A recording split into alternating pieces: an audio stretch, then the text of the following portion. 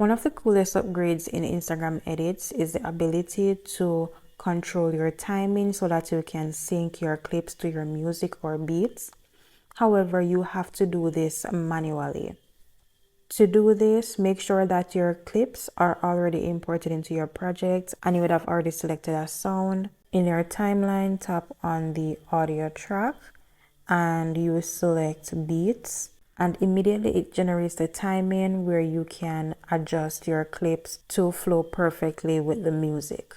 So if you scroll along the audio track, you'll see where all the points are added. You can also delete them if you do not want it there.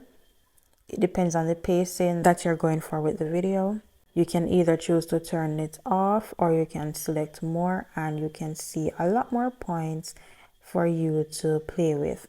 Now I'm going to select less and select the check mark to apply the beats.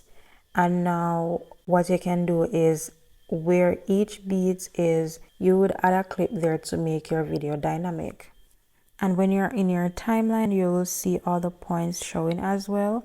So from here, you can cut the video right at the point, tap on the video clip, select split, and here you can drag to get another video, take the original clip's place. You cut again where the next beat drops, split, and here you can drag and place another clip there, and so on and so forth. And here you see it switching from one clip to the next, and you will keep doing this throughout as you see fit.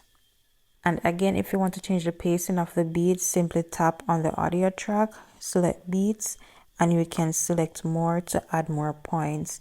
And you keep adding clips or splitting the clips to show alternate clips as the music plays. From here, you can give your video a rhythmic feel, although you have to do this manually, but it's all about having fun and learning the app.